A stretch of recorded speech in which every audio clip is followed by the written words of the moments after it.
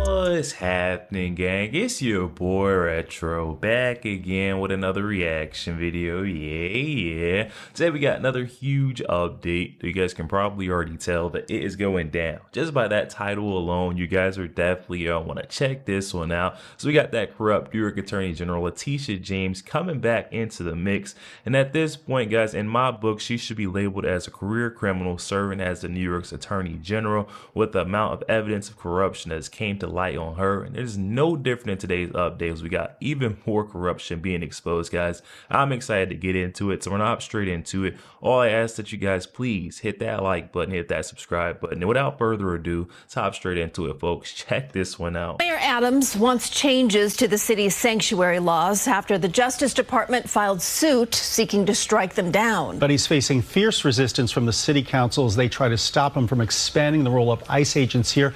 Political reporter Marcia Kramer just spoke to the mayor minutes ago. Marcia. Well, Dick and Christine, Mayor Adams told me that while he thinks it's important to have sanctuary laws to protect the undocumented, modifications are necessary to help go after people who commit crimes, like the shooting of the off-duty Customs and Border Patrol officer just last week. I think we need to tweak the current laws to allow us to coordinate with the federal government when it comes down to removing those dangerous people from our streets. Mayor Adams made no bones about the fact that he wants changes to the city's sanctuary laws. The need brought home to him in dramatic fashion when two Dominican Republic nationals here illegally were involved in the shooting of an off-duty Customs and Border Patrol agent. It is mentioned in the lawsuit the individuals who shot him, the shooter and his co-conspirator, they had a number of violent arrests. And so there is a level of anger and frustration that New Yorkers have. Even before the Justice Department sued the city, his administration issued an executive order to allow immigration agents to work on Rikers Island. The city council sued, and there is now a temporary restraining order to prevent that idea from happening. I said it to the city council last year that we need to re-examine it, and they say they refuse to do so. So they're protecting individuals like the shooter. And that's wrong. A spokesperson for the New York City Council tells CBS News New York, quote, New York City's elected officials have a responsibility to protect our city and serve New Yorkers, not Trump's political agenda. We must be completely united in defending New York City against these frivolous legal attacks that seek to undermine our city and public safety. Meanwhile, President Trump stepped up the pressure, making it clear that New York isn't the only place that will be hit with suits if they don't cooperate with the feds. That's DOJ going against New York, but we're going against a lot of other places, too. We want to bring safety to our cities. We've started numerous lawsuits with other cities. We want to bring safety. We've got to get the criminals out, and we're doing it in record numbers. Now, the mayor argues that the increase in immigration enforcement in New York City since President Trump took office is far less than any other major U.S. city. All right, you guys, so we can see there's an ongoing battle happening right now in NYC, and Letitia James has been on the wrong side of the fight. Elected in to protect and serve the people of New York, but they're saying they don't want to protect and serve Trump's agenda, but Trump's agenda is to protect and serve our nation, everyone, even that includes the New Yorkers that she's been elected in to protect and serve. But wait, here's the hot story, guys. I found this headline. I just had to cover it for you. This coming from the Gateway Pundit, saying that her biggest scandal yet, Iran and China are circumventing sanctions via notorious bank, and Letitia James is implicated. This is a bombshell right here. We're gonna hop straight into it. I'm gonna read briefly just to fill us in on the corruption of that New York Attorney General. I told you guys, it never fails to amaze me the type of wrongdoings, the criminals that she associates herself with. Let's check out this scoop. It starts by saying at least 9.6 billion of specifically identified illicit payments were made by SCB from its NYC branch to OFAC in known terrorist names. The 9.6 billion was found in internal trade reports turned over by bank whistleblowers and represents the first batch from SCB Dubai office that cleared through SCB NYC.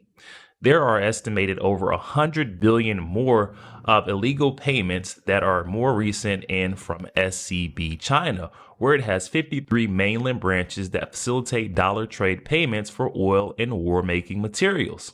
These payments were hidden by SCB from required disclosure in its ongoing deferred prosecution agreement, now under the jurisdiction of DC USA Bureau and SDNY Clayton, where both were briefed on SCB after their appointments. There are career blockers at each jurisdiction. All right, guys, so that's just a little bit of background on what's going on. The shady transferring of these payments, the circumventing of the sanctions. And let's get into how Letitia James, where she comes into play in this whole thing, the involvement by the New York Attorney General.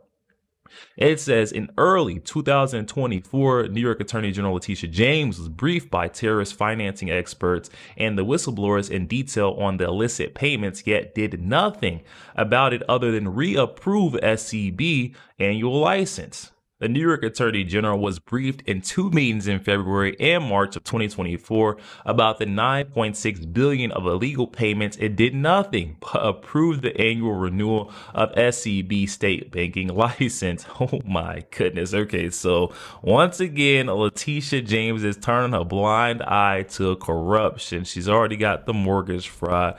She's got their insurance fraud. We've seen her taking those lavish trips on the taxpayer's dime. I'm not even going to get into all the other shady dealings that we've got on Letitia James, but yet we've got another act of corruption coming from the New York Attorney General. It then goes on to say that one of the meetings was recorded and clearly shows that the New York Attorney General officials recognized that the payments were not previously known and not in prior SCB sanctioned settlements. 5 New York Attorney General senior staffs, including Letitia James, Deputy Scott Spielman, were in all of the meetings. In late 2024, Spiegelman went to work for IBM, which has a large tech contract running the Swift platform. IBM promontory advised SCB to hide currency trade data. Oh my goodness.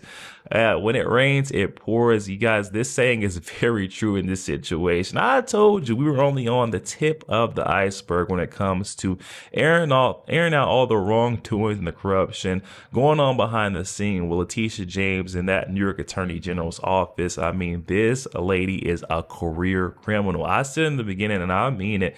I mean, the amount of times we found her just not able to do the right thing, elected in to protect and serve the people, but every single time we're finding that she's doing quite opposite, going against that and trying to enrich herself through this position or evade the system. But you guys, I want to pivot back to that clip that I played originally with Mayor Eric Adams defending ICE agents, saying that they need to be in the state of New York, specifically the city of NYC, in order to clean out these criminals, make their city safe. We got Letitia James with some statements about the ICE agents. She's saying quite the opposite. Check her out. Voters make a distinction, a lot of them, and the polls show it, between undocumented immigrants without criminal records, people you're talking about, and those who have them, right? Especially in these extreme cases, like we look at in this case in New York City. But to that point, in this case, why should those voters think that this is something other than the system not working? I mean, if you're talking about waiting for comprehensive immigration reform, I've been in Washington for 20 years, and they've been trying for a long time. It doesn't happen, right? So why, in the case of cities taking a step and states taking a step, is this an example where there could be that coordination instead of waiting decades for Congress to act?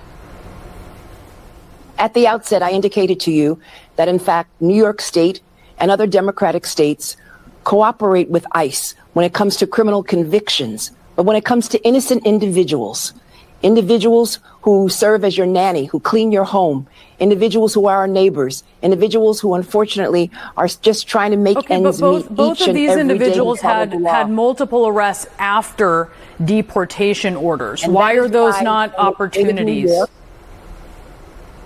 And that is why in the state of New York, when it comes to individuals, as you indicated, individuals with criminal convictions, then we cooperate with ICE. But it's important that we make a distinction between those individuals with criminal convictions and those individuals, again, who are just trying to make ends meet each and every day. And the vast majority of individuals who are being secreted and kidnapped at night are individuals who, again, are facing civil deportation and not criminal enforcement.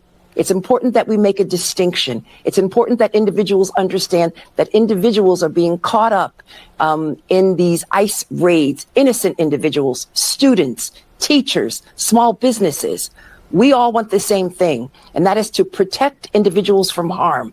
But unfortunately, what we are seeing is mass ICE agents without any insignia, without any identification, kidnapping innocent individuals that both you and I know. Yo, there we have it, guys. Oh my goodness. I know this one was a little bit of a shorter scoop, but I had to bring you guys Letitia James' $1 billion scandal where she's said to be laundering money over to terrorist organizations. I mean, we're seeing Letitia James and her corruption. It goes deep. It goes so deep. And I'm telling you right now, we're still not at the bottom of it. I mean, if she's comfortable with doing all these crimes as the acting New York Attorney General, just think of what else she's been comfortable enough to think that she's going to get away with. These folks, they truly believe it. I mean, they keep saying that no one is above the law, but deep down in their hearts, they truly believe that they are. Especially Letitia James believes that she is above the law. It's now up to the DOJ. I'm calling on our Attorney General, Pam Bondi. You gotta make some moves, or else Letitia James, she's going to continue to do this because she truly believes that the laws do not apply to her. Rules for thee, but not for me, is Letitia James's motto. That's what she should be tweeting out, not that no one is above the law, because the way that she commits all of these crimes and then never is held accountable for it, it blows my mind. It's up to us to finally do something. I'm putting this story out there to kind of try to make a little bit of noise, put more attention around the situation, to the subject, because obviously there aren't enough folks talking about this corrupt New York Attorney General, guys. But definitely hop in that comment section. Comments are open, and I'm excited to hear what you guys are thinking on this one. Also, make sure you guys please hit that like button, hit that subscribe button. If you'd enjoy more content like this, catch you guys on the next one week.